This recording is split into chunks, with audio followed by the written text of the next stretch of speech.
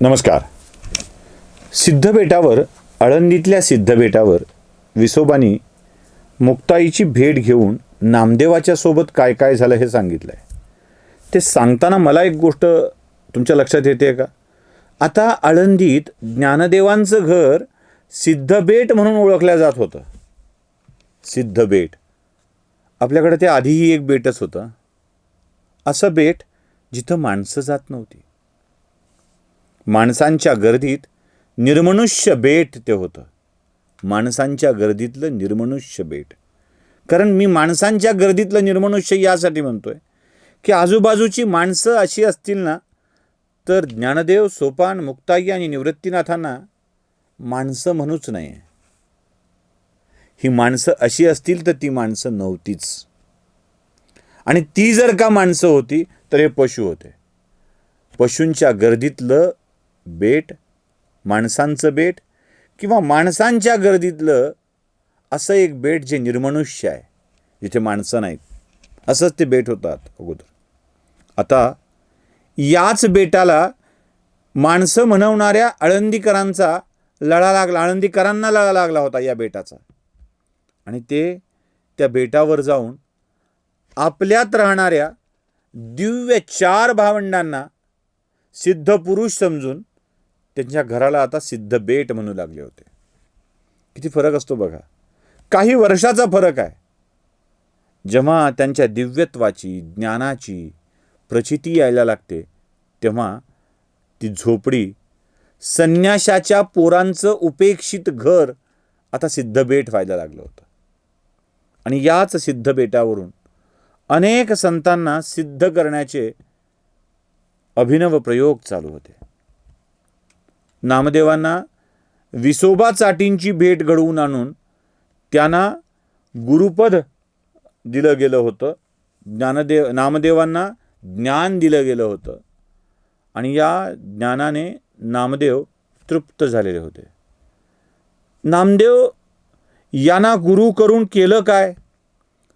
आपल्या घरात आता खूप लोकांना कमी माहीत आहे, फार लोकांना कल्पना नाही त्याची, पण आधी कंदील असायचा. आता कंदिलाची गरज नाही पडत. त्या कंदिलाला दारात टांगलेलं असायचं आणि तो उजेड घरभर पसरायचा. मग काही दिवसानंतर त्या कंदिलाचा उजेड जरासा कमी होतो. मग का कमी झालाय? असं जेव्हा मिनमिनता दिवा प्रखर प्रकाश देऊ लागत नाही, तेव्हा दिवा प्रॉब्लेम नसतो. त्या कंदिलाच्या काचेवर चढलेली काजळी हे त्या कमी प्रकाशाचं कारण असतं. मग आपल्या घरातली आजी, आई ते कंदील खाली उतरवते, काच बाजूला करते आणि हलक्या हाताने ती काजळी सगळी साफ करून घेते, पुन्हा लावते. पहिल्यासारखा लख्ख प्रकाश पडायला लागतो. याचा अर्थ काय?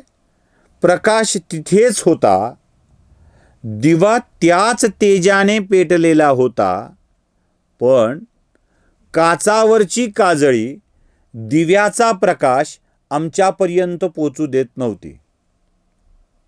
नामदेवांच्या बाबत काय झालंय? नामदेवांच्या मनावरती चढलेली काजळी ही नामदेवांचं ज्ञान, नामदेवांचं मोठेपण जगाच्या समोर पोचू देत नव्हती.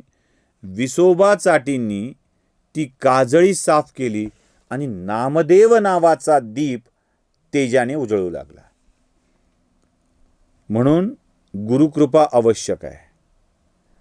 आपल्यातल्याच चांगुलपणाची, आपल्यातल्याच गुणांची जाणीव आपल्याला होते आणि आपण अधिक तेजानं चमकू लागतो. गुरु काय करतो? तर हे करतो. तुमचं मोठेपण तुम्हाला बहाल करतो. गुरु कोण असतो? जो लघु नसतो तो गुरु असतो. सोप्पा आहे. जो लघु नसतो तो गुरु असतो. आणि त्याचं हे गुरुत्व, त्याचं हे मोठेपण तो आपल्या शिष्यांच्या मध्ये आपोआप संक्रमित करत असतो. ज्ञान मिळवण्याच्या अनेक गोष्टी आहेत. आपल्याकडे म्हणतात ना, केल्याने देशाटन, पंडित मैत्री आणि सभेत संचार. जिथे ज्ञानी माणसं विचारांचं आदान प्रदान करतायत, अशा सभांच्या मध्ये लावलेली उपस्थिती ही ज्ञानार्जनाचं साधन ठरते. 2 विद्वान माणसं बोलताना ऐकायला जावं, ज्ञान मिळतं. पण जर JNU मधले विद्वान ऐकायला लागले, बोलायला लागले, आणि तिथं आपण गेलो तर आपल्या वाट्याला अंधारच येतो, ज्ञान मिळत नाही. कारण त्यांना विद्वान म्हणत नाहीत. केल्याने देशाटन, सभेत संचार आणि पंडित मैत्री. विद्वानांची मैत्री करावी. अडचण काय होते माहिती आहे? नामदेवांना काय दिलंय ते तुम्हाला मी सांगतो. विद्वानांची मैत्री व्हावी. एकदा का आपण आपल्याच्या अनुनय करणाऱ्या, आपल्यालाच पूजनीय मानणाऱ्या अज्ञानांशी मैत्री करून त्यांना ज्ञान देण्याचं व्रत स्वीकारलं तर अज्ञानींच्या घोळक्यात आपण एकटेच ज्ञानी होतो आणि त्या ज्ञानाच्या संपादनाला मर्यादा येऊ लागते. त्यामुळं अज्ञानींना माणसांना ज्ञान देत असतानाच आपला संबंध हा ज्ञानी माणसाशी असला पाहिजे. तोच गुरु असतो बरं का, जो आपल्यापेक्षा अधिकचा ज्ञानी आहे, जो आपल्या ज्ञानावरची काजळी दूर करतो, तो गुरु असतो. म्हणून पंडित मैत्री झाली पाहिजे, विद्वानांशी संबंध निर्माण झाले पाहिजेत, सभांच्या मधून संचार केला पाहिजे, तर तुम्हाला ज्ञान मिळवता येतं. आणि मुक्ताईनी नामदेवांच्या विषयात काय केलं असेल तर हेच केलं आहे. त्यांचा संबंध जोडून दिलाय, तो गुरुशी त्यांची मैत्री करून दिली आहे, ती विद्वानांशी. त्यांचा सभांच्या मधूनचा संचार वाढवलेला आहे. कधी कधी काय होतं माहिती आहे, आपलं मडकं कच्चं कुठं कळलं, जेव्हा ज्ञानी लोकांची सभा भरली होती तेव्हा. जे गोरोबा काका होते, ज्ञानदेव होते, नामदेव होते, निवृत्तीनाथ होते, चोखामेळा होते. जेव्हा अशा विद्वानांची सभा भरते तेव्हा या सभेमध्ये आपल्या ज्ञानाच्या मर्यादासुद्धा स्पष्ट होतात. आणि मर्यादा सोडा, अपडेट होतो आपण. आपल्याकडे एक फोन असतो आणि त्या फोनला आपण सॉफ्टवेअर अपडेट आलाय म्हणतो. आपोआप कळतं ते. मग डाउनलोड करावं लागतं, इन्स्टॉल करावं लागतं. आपला फोन खराब असतो का? नाही. आपला फोन महाग असतो, चांगला असतो, चांगलाच चालत असतो. पण सॉफ्टवेअर अपडेट येतं आणि ते अपडेट आलं की आपला फोन अधिक क्षमतेनं काम करू लागतो. त्या अपडेटच्या खाली असतं बघा, व्हॉट इज न्यू. नवं काय आहे? तर नवं इम्प्रूव्हमेंट आहे. सभेत संचार काय करतो? इम्प्रूव्ह करतो तुमच्या कामाला. कारण आपल्यापेक्षा आधुनिक सॉफ्टवेअर अजून लोकांच्याकडे याची जाणीव येते. मग नामदेवांचा संचार या अपडेटेड सॉफ्टवेअरवाल्यांसोबत होऊ लागतो आणि नामदेव आपल्या ज्ञानाला अशा उंचीवर घेऊन जाऊ लागतात. कारण नामदेवांकडचं ज्ञान, नामदेवांची भक्ती, नामदेवांचं समर्पण खूप मोठं आहे. ते असं दुर्लक्षून चालणार नाही. ते समर्पण खूप मोठं आहे. म्हणजे एक दंतकथा नामदेवांच्या बाबत सांगितली जाते. ती दंतकथा अशी आहे की ते प्रवासामध्ये असताना, तीर्थयात्रेला असताना ज्ञानदेवांना आणि नामदेवांना तहान लागली. ज्ञानदेवांनी योग सामर्थ्याच्या जोरावर खडकातून पाणी प्रकट केलं आणि ते प्राशन केलं असं म्हणतात. म्हणजे या कथेला मी खरेपणाचा स्टॅम्प लावत नाही आणि खोटेपणाही म्हणत नाही. का बरं? कारण यातून एक फार छान ज्ञान मिळतं. ज्ञानदेवांनी आपल्या योग सामर्थ्याने पाणी प्रकट केलं, ते पिले. नामदेवांनी असलं योग सामर्थ्य विमर्थ्य काही वापरलं नाही. ते म्हणाले, मला तहान लागली आहे आणि मी जगावं असं माझ्या विठ्ठलाला वाटत असेल तर त्याने मला पाणी पाजावं. आणि नामदेवांना या तीर्थयात्रेत विठ्ठल येऊन पाणी पाजतो. कथा अशी आहे.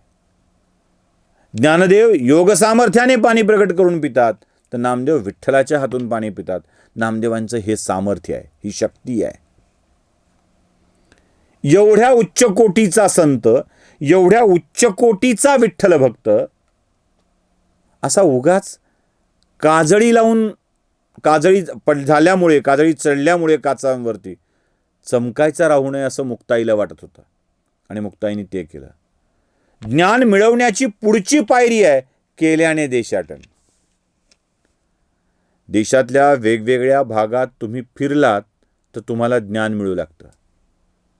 आता नामदेवांना ज्ञानदेवांच्या सोबत फिरायचं आहे. नाम हा ज्याचा सर्वोच्च अधिकार आहे, शक्ती आहे. नाम ही ज्याची सुपर पॉवर आहे, तो नामदेव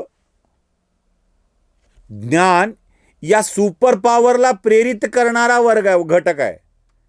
नाम आणि ज्ञान, भक्ती आणि विज्ञान, भक्ती आणि ज्ञान या दोघांचं देशाटन होणार आहे. बघा काय काय मिळेल, काय काय ॲडिशन्स होतील, विचार करताय. ज्ञानदेवांची जी तीर्थयात्रा होणार आहे ना, ती नामदेवांच्या सोबत आहे. नामदेवांची तीर्थयात्रा ज्ञानदेवांच्या सोबत आहे. भक्ती आणि ज्ञान दोघे मिळून तीर्थ करतायत. आणि तिथे जाऊन काय करतील तर अशी प्रचंड ऊर्जा घेऊन येतील की ज्या ऊर्जेने सगळं जग स्तंभित होईल. नामदेव आळंदीत आलेत आणि ज्ञानदेवाला म्हणतायत, ज्ञानदेवा आपण तीर्थयात्रा केली पाहिजे. ज्ञानदेवही तीर्थयात्रेसाठी लगेच तयार झालेत आणि या दोन महान संतांची एक मोठी तीर्थयात्रा सुरू झाली आहे. इकडे निवृत्ती, मुक्ताई आणि सोपान आळंदीत थांबणार आहेत. हे तीर्थयात्रेला निघालेत. तीर्थयात्रा आषाढीहून परत आल्यावर सुरू होते आहे आणि ठरतंय असं की तीर्थयात्रा संपली की पंढरपुरात परत भेटूया.